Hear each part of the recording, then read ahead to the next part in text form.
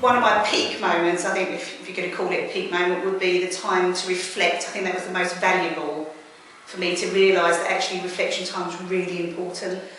And I think a lot of that comes from me having given time to actually reflect and discuss and talk about your lesson, rather than being spoken at 5 minutes after it's finished and it all feels a bit crazy. Absolutely, because it's not about little snapshots of teaching, it's about teachers really thinking seriously and reflecting on their practice. The surprising thing for me has been how beneficial the reflection time has been.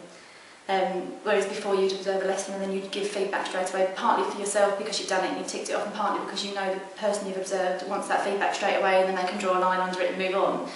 Having that extra time to have the dialogue rather the next day, and having that extra time just to have that reflection time yourself really has made a difference. And I know, talking to colleagues as well, that sometimes it's really made a difference on judgments either way.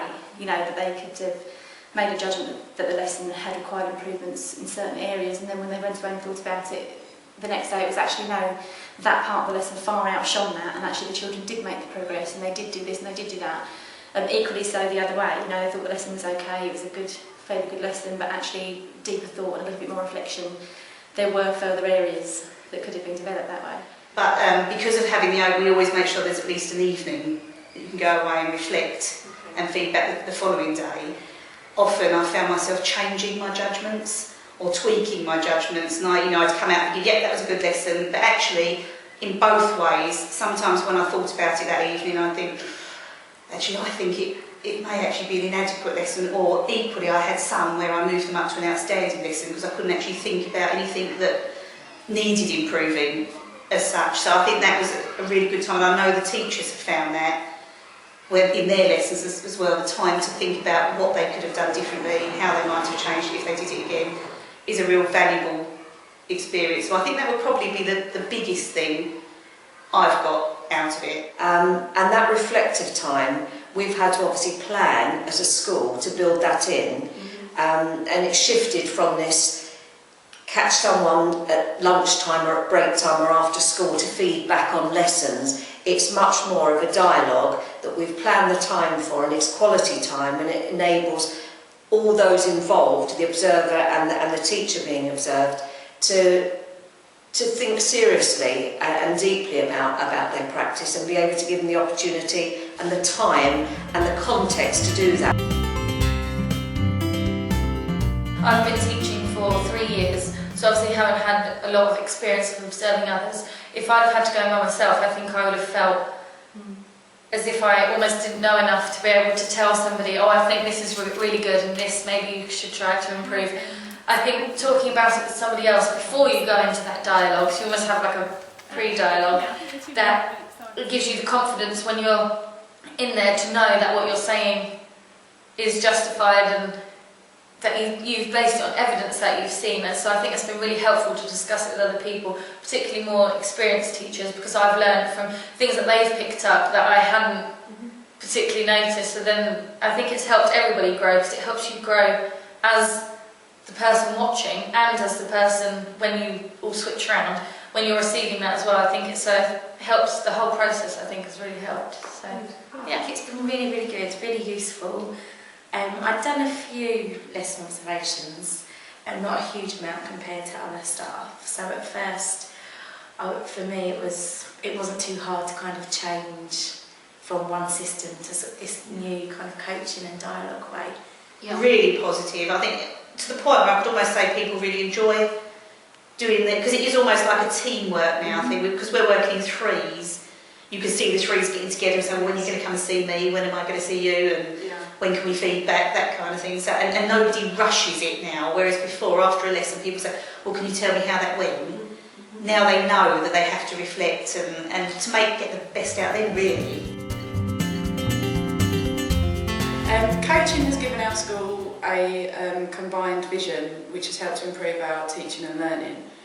As a leader in the school, a subject leader, it's been massively positive. I think it's had a real sense. I feel like everybody seems to be working together to progress as a school as opposed to individually, whereas before it might have been you have your observation, you might have got a good or an outstanding and that was for you, well done you, and you move on, whereas now it's more a case of working as a whole school, working together, the way we've worked in our groups and we've done our cycles that way.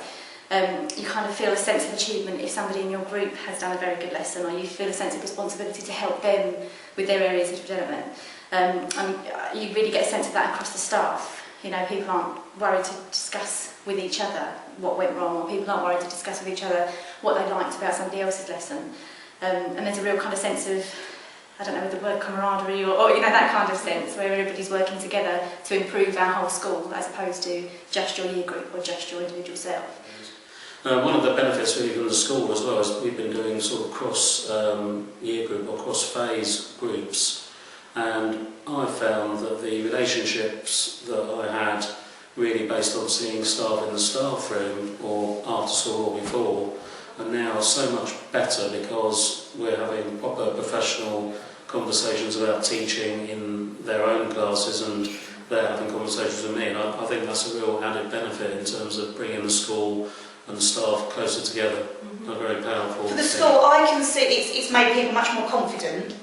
I think it's no longer, oh, we're going to do observations this week, it's going to be a horrible week, we're all going to be stressed and overworked and all that kind of thing. I think people quite enjoy people going in their classrooms now because there's so much more positive vibes that come out. So they often come out and say, well, this was really good. And although they've got areas of development, because again, they've chosen or decided themselves what their areas of developments are. I think everyone feels the same really. I think everyone is quite keen to tell you about their lesson. And I think it's sort of changed the whole, I don't know, the ethos of the whole school really. I think before you knew that someone was going to come in and tell you and you just sort of waited to find out what the lesson was, whereas now I think everyone looks quite forward to the coaching so that you get a chance to have your own voice and be able to tell them what you think went well and what you thought you might need to improve on.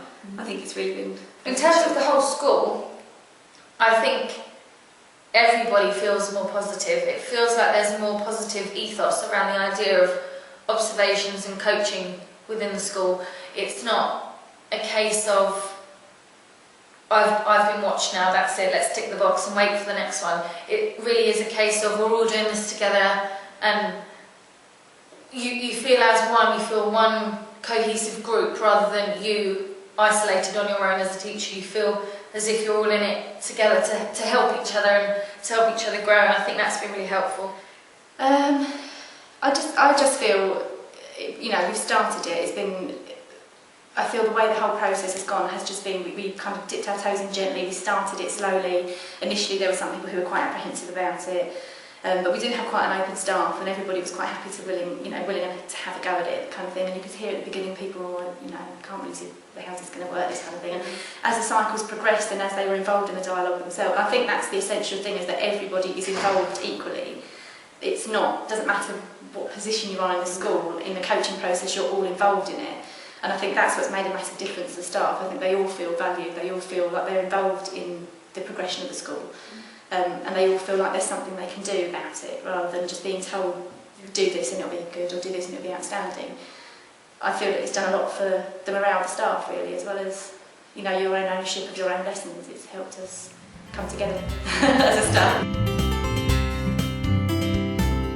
And I do think that for all teachers, but particularly new teachers, the opportunity to go cross-phase in a school is something that's not happened in the past. No, it's very unusual for a Year 6 teacher to go into a reception class. Absolutely. So given a lot of teachers who taught in certain key stages, opportunities to see other key stages and go into early years. I think often Year 6 teachers avoided early years like I don't know what, and equally the other way round. And we purposely paired up some of those extreme ends of the school. And the different age phases I found really helpful as well, because I teach Year 6, which is obviously the top end of the school. So sometimes I can feel a bit lost as to where they've been, and where they've come from. And I think that's been really good, because I've seen some reception lessons, Year 2, Year 5, and you can really track where the children have been. And then what I expect of them. Is that realistic? Have they learnt that before? And I think you gain a greater understanding as a whole picture of your class, not just the 30 children that happen to land in front of you in September. So I think that's been something useful. Definitely, and again, that gives me a sense of working together again, you know, because we had in my group, we had people of very different experiences. I had an NQT, I was working with an NQT, I had the deputy head and I had myself, so we had very different levels of experience and we all had something to offer, and that was one thing I really enjoyed about it, was when we were doing, when we were observing the third person, myself and the NQT, I learned an awful lot from the NQT. She had an awful lot to give as well. She had an awful lot of things to say in the dialogue and to offer. So she got a lot from it personally. She said to me after she really enjoyed it. She got so much from it, and you could see it did an awful lot for her confidence and her morale as well, because she was able to contribute as much as the rest of us in the dialogue. Through the dialogue and coaching sessions, it's enabled our staff to have ownership of their own learning and their own development in their lessons. I've definitely moved forward through the process. I've got a much clearer understanding of what my strengths and weaknesses are. And part of that's come through the being observed and having the dialogue, but also the other part, and it's the part you're kind of not really too sure about at the beginning how it's going to impact on you, is being able to see lots of other qualities in other lessons that you wouldn't normally get the chance to see, because we tend to work very much on our own. Yes. So that's been really good, and I've been able to pull some bits of good practice that I've tried to use in my lessons as well. And in terms of your areas of development, rather than people telling them and giving them you take more ownership of it. You come to that realisation to yourself of how you need to develop as a teacher and what your area of development would be, and then you move yourself forwards by giving yourself your own targets. And I think that gives you more of an ownership over your own teaching and your own strategies that you feel comfortable with and that you would like to develop, and then you can take that forward. It wasn't me being told I had to do something, it was me finding a way through discussion with other people, you know, having that ownership of doing this in my lesson because I know the benefit it's going to have, not simply because I've been told to do it and it ticks a list kind of thing. It's knowing you know yourself what you're doing it for kind of thing.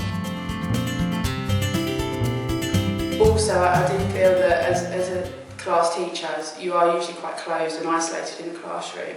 So the coaching sessions have been more positive in the fact that there's other members of staff coming into your lesson and telling you that what you're doing is okay or what you're doing went well. And it sort of then gives you the confidence to take more risks and to develop our teaching and learning that little bit further.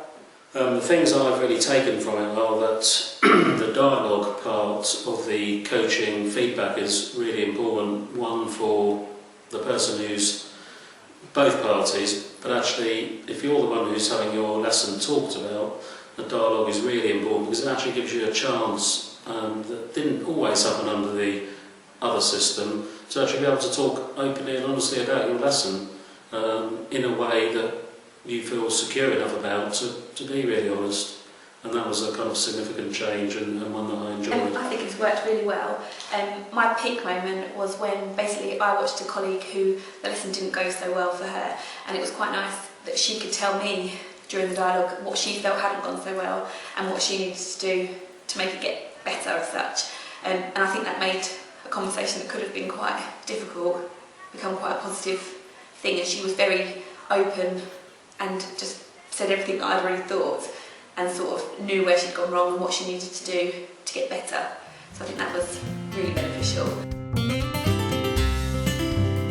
biggest advantage of doing the coaching is that really it's taken the pressure off of us. Yes. So I tend to just set the groups up, and then the teachers get on and do the observations, they do the feedback to the teachers. It's a more relaxed atmosphere, supportive atmosphere. And that's also spread to the children as well, hasn't it? That coaching approach in terms of that deeper questioning and reflecting on their learning is as much part of the children's experience as the teachers. It's something we've been building on for about the last 2 years. So children are very good at asking further questions to develop their understanding. And it fits in very easily with our sort of deeper learning, mastery maths sort of culture at the moment that we're looking at, doesn't it?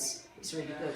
But being in groups and across year groups as well and different phases, it's allowed for more open discussion and for our children's benefit as well, as we are, we more often than not will sit in the class, there might be 2 or 3 observing the teacher depending on the number in the group, and you would sit with the children and see what work they were doing. Our children are much more open to us being in there, and it's kind of, we're not teaching together, but you're working with them, or they're showing you your work, so it's kind of a relaxed manner, and our children are really benefiting from having other members of us in the class. Positive. I can see it going further. I can see us using it in things like teachers' appraisals, in pupil progress meetings, and I particularly, and I know that's something that the whole school would like, I think it would be really good to use with the children as well, particularly, even the younger children, but I think particularly the older children, where they can really reflect on their own practice